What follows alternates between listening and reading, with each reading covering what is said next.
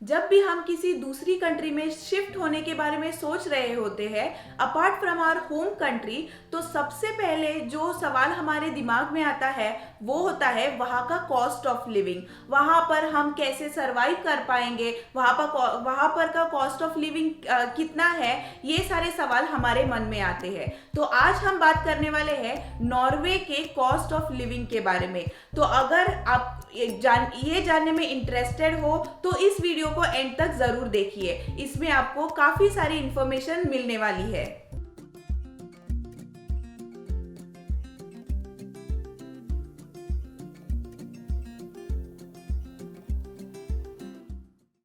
Hi guys, welcome back to our channel Mukkam post Europe. I am Deepti और अगर आप इस चैनल पे नए हो तो do subscribe to our channel. अगर हम रिसर्च करेंगे कि वर्ल्ड की सबसे कॉस्टलीस्ट कंट्री कौन सी है तो उसमें नॉर्वे सबसे टॉप मोस्ट है। नॉर्वे का कॉस्ट ऑफ लिविंग बहुत ही हाई है, बट अब अलॉन्ग विद दिस यहाँ की जो सैलरीज होती है वो भी काफ़ी अच्छी होती है comparatively from other European countries, और इसलिए सैलरी हाई होने से कॉस्ट ऑफ लिविंग बैलेंस हो जाता है। तो अब हम डिटेल में बात करेंगे about relocation cost, housing cost, transportation cost, food and grocery cost, health care cost and consumption taxes. तो शुरुआत करते हैं रीलोकेशन कॉस्ट से। रीलोकेशन में अगर हम बात करें तो सबसे मेन बात जो आती है वो है हाउस रेंट की। नॉर्वे में in general renting a house is a bit expensive, और ये डिपेंड करता है दो फैक्टर्स पे। एक तो आपकी फैमिली साइज कितनी है और दूसरा है आप कौन से एरिया में घर देख रहे हो। But on an average normally 6 to 7,000 kroner से लेके 16,000 क्रोनर तक नॉर्मली हाउस रेंट आता है।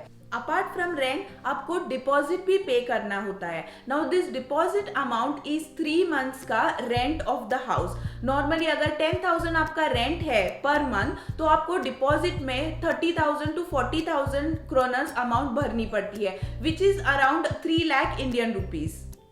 अपार्ट फ्रॉम दिस एक बहुत इंपॉर्टेंट बात यहाँ पे ध्यान रखनी होती है, वो मतलब जब आप एक घर से दूसरे घर शिफ्ट होते हो उस टाइम पे ओनर आके घर चेक करता है, और उसको अगर वहाँ पे कोई प्रॉब्लम दिखी तो फिर वो चार्जेस हमारे डिपॉजिट अमाउंट में से डिडक्ट होते हैं। अगर इट डिपेंड्स अपॉन कितना डैमेज हुआ है हाउस को, 5,000 to 10,000 क्रोनर के आसपास नॉर्मली हमारी अमाउंट डिडक्ट हो जाती है।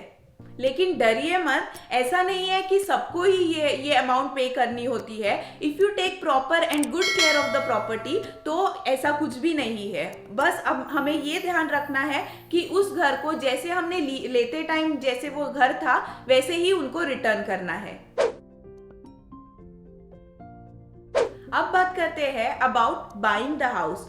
अगर हम घर बाय करना चाहते हैं तो वो डिपेंड करता है कि हम कौन से एरिया में और कौन से सिटी में बाय कर रहे हैं। अगर हम बड़े बड़े सिटीज़ में बाय करेंगे तो हाउसिंग कॉस्ट है वो थोड़ी ज़्यादा होती है। अपार्ट फ्रॉम दिस अगर हम सिटी सेंटर में अगर बाय कर रहे हैं तभी भी जो घर की जो कॉस्ट होती है वो थोड़ी हाई होती है। लेकिन अगर हम सिटी से थोड़ा दूर बाय करेंगे तो हमें कम कॉस्ट में घर मिल जाते हैं। नाउ जो कॉस्ट होती है घरों की वो मिनिमम 2.5 मिलियन से लेके डिपेंड्स अपॉन हमें कितना बड़ा घर चाहिए, बट कम से कम 2.5 मिलियन ये अमाउंट हमें घर के लिए लगते हैं। इसके साथ अगर हम लोन अप्लाई कर रहे हैं तो 15% of your house amount needs to be the down payment. So अगर हम प्राइस रेंज की बात करें तो 2.5 मिलियन क्रोनर से लेके 9 मिलियन क्रोनर्स तक हमें अच्छा खासा घर मिल जाता है। अब बात करते हैं ट्रांसपोर्टेशन की। तो यहाँ पे जो बेसिक ट्रांसपोर्टेशन होता है city transport, that is by बस, ट्रैम एंड बोट। बट एक बात बहुत अच्छी है यहाँ पे कि एक ही टिकट या फिर एक ही जो पास है वो सारे लाइक बस, ट्रैम और बोट के लिए सेम पास यूज होता है। तो अगर आप पास ले रहे हो या फिर अगर आप टिकट ले रहे हो तो उसी इसमें आप तीनों ट्रांसपोर्ट में ट्रैवल कर सकते हो। यहाँ का अगर पास के बारे में बात करें तो नॉर्मली 800 क्रोनर मंथली पास के चार्जेस है और 40 क्रोनर्स टू 50 क्रोनर्स टिकट के चार्जेस है। अगर हम टिकट निकालते हैं तो ticket is on hourly basis. अगर हम एक बार टिकट निकालते हैं तो वो ticket is valid for 1.5 hour. तो उस 1.5 घंटे में आप बस से ट्रैवल कर सकते हो या फिर उसके बाद ट्राम से ट्रैवल कर सकते हो। लेकिन 1.5 घंटे के बाद में जब टिकट एक्सपायर हो जाता है तो you need to buy a new ticket.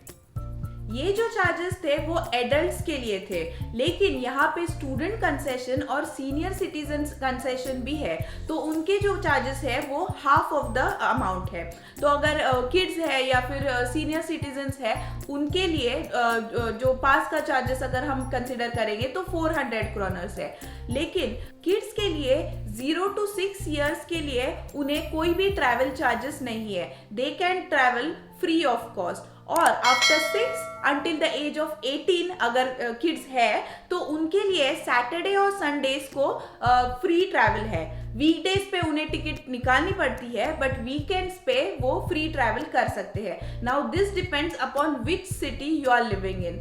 कोई कोई सिटीज में एक टिकट पे दूसरा ट्रैवलर फ्री होता है, तो आप जिस सिटी में जा रहे हो डिपेंड्स अपॉन दैट एंड वहां पे आप चेक करके आप वैसे टिकट निकाल सकते हो। पब्लिक ट्रांसपोर्ट के बाद में अब हम बात करेंगे टैक्सी ट्रैवल चार्जेस। तो यहाँ पर जो ट्रैवल चार्जेस है टैक्सी के वो काफ़ी ज़्यादा हाई है। अगर हम ऑन एन एवरेज देखें तो 5 किलोमीटर का भी डिस्टेंस अगर हम कवर कर रहे हैं तो हमें नॉर्मली 500 क्रोनर तक के चार्जेस हो जाते हैं। तो टैक्सी से ट्रैवल करना थोड़ा कॉस्टलियर है यहाँ पे, तो it's better if you use public transport. अब बात करते हैं about driving your own car. तो यहाँ पे कार खरीदना इतना एक्सपेंसिव नहीं है। नॉर्मली जो कार के चार्जेस होते हैं वो 2 मिलियन टू 2.5 मिलियन क्रोनर्स के आसपास हम अच्छी वाली कार बाय कर सकते हैं।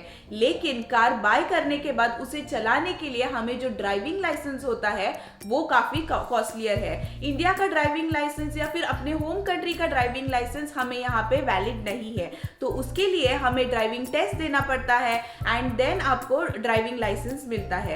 उसके जो चार्जेस है वो अराउंड 30,000 टू 40,000 क्रोनर्स के आसपास आ जाते हैं।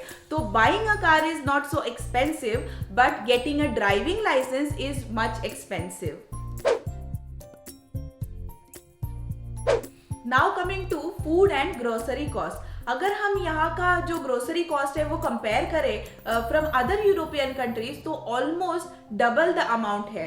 बट जैसे मैंने पहले बताया कि यहाँ की सैलरीज भी कंपैरेटिवली हायर है, उसके वजह से वो बैलेंस हो जाता है। लेकिन इन जनरल जो फूड कॉस्ट है या फिर ग्रोसरी कॉस्ट है वो यहाँ पे कंपैरेटिवली ज़्यादा है। हमने इसके ऊपर ग्रोसरी शॉपिंग के ऊपर एक वीडियो बनाया हुआ है हमारे चैनल पे। अगर आप इंटरेस्टेड हो कि यहाँ पे ग्रोसरी की कॉस्ट कितनी है या फिर वेजिटेबल्स, फ्रूट्स ये सब कौन सी टाइप के मिलते हैं, उसके एवरेज कॉस्ट कितनी है, तो वो वीडियो आप ज़रूर जाके चेक कीजिए। हम आई बटन में उसकी लिंक दे देंगे। Now talking about dining out या फिर बाहर लंच करना या डिनर करना, उसके बारे में डिस्कस करते हैं। जैसे कि मैंने बताया यहाँ पे ग्रोसरीज इतनी महंगी है तो ऑब्वियसली बाहर जाके रेस्टोरेंट में खाना भी उतना ही कॉस्टली होगा। अगर हम कंसिडर करेंगे कि एक टाइम पे अगर 2 जन लंच के लिए या फिर डिनर के लिए जा रहे हैं और नॉर्मली ड्रिंक्स एंड लंच या फिर ड्रिंक्स एंड डिनर अगर हम देखें तो उसकी cost almost 800 kroner to 1000 kroner तक आ जाती है। अब बात करते हैं हेल्थ केयर सिस्टम के बारे में, which is very very important if you are shifting in a new country. तो यहाँ का हेल्थ केयर बहुत ही अच्छा है। इनफैक्ट यहाँ पे हॉस्पिटलाइजेशन फ्री ऑफ कॉस्ट है। लेकिन अगर आप आपके जीपी के पास जाते हो फॉर रेगुलर विजिट तो वहाँ पे आपको सर्टेन अमाउंट भरनी पड़ती है। It depends upon 200 kroners to 250 kroners के बीच में आपको वो भरनी पड़ती है। लेकिन अगर आप मेडिकल स्टोर से कोई मेडिसिन बाय कर रहे हो तो आपको थोड़ी एक्सपेंसिव जाती है। The best thing about healthcare system over here is about kids health. यहाँ पे जो किड्स होते हैं up till the age of 18 उनको कोई भी चार्जेस पे नहीं करने पड़ते हैं. इवन इफ उनको अगर हम जीपी के पास विजिट के लिए लेके जाए तो भी हमें जीरो चार्जेस है. उनके वैक्सीनेशंस, उनके रेगुलर जीपी विजिट्स या फिर उनकी कोई भी हेल्थ केयर रिलेटेड जो अपॉइंटमेंट्स होती है वो फ्री ऑफ कॉस्ट होती है. बात करते हैं अब अबाउट डेंटल कॉस्ट. तो जैसे कि मोस्ट ऑफ लोगों को पता है कि इंडिया के बाहर जो डेंटिस्ट की कॉस्ट होती है वो काफ़ी हाई होती है. सिमिलरली यहाँ पर भी जो डेंटिस्ट के जो चार्जेस है वो काफ़ी हाई है. It varies from 5,000 kroners to 15,000 kroners. तो ये जो चार्जेस है वो काफ़ी हाई है एंड इट डिपेंड्स अपॉन आप क्या ट्रीटमेंट करा रहे हो आपके टीथ की. लेकिन for kids up till the age of 18 dentist treatment is also free. In fact government regular visit setup करती है किड्स की. फॉर एवरी ईयर या फिर एवरी 6 मंथ्स किड्स की रेगुलर डेंटल चेकअप होती है and they do fix if there is a cavity और something. And until the age of 18 उनकी ये सारी ट्रीटमेंट्स फ्री ऑफ कॉस्ट है. अब बात करते हैं अबाउट कंजम्पशन टैक्स. तो वो यहाँ पर भी सिमिलर है, इंडिया की तरह है. It is in VAT and it is normally about 25%, but वो इंक्लूडेड होता है सारी चीज़ों में. लाइक अगर हम कोई फूड आइटम्स बाय कर रहे हो तो उसमें उस प्राइस में वो कंजम्पशन टैक्स ऑलरेडी इंक्लूडेड होता है. इसकी वजह से जो प्रोडक्ट की कॉस्ट है या फिर किसी भी चीज़ की कॉस्ट है वो थोड़ी हाई हो जाती है. आज का वीडियो अगर आपको पसंद आया हो तो do like our channel, subscribe to our channel, share this video with your friends, families and relatives. तो गाइज ये था आज की वीडियो में. वी होप दैट ये इन्फॉर्मेशन आपके लिए बहुत बहुत यूजफुल रहे. तो अब हम मिलते हैं अगली वीडियो में. Until then bye bye.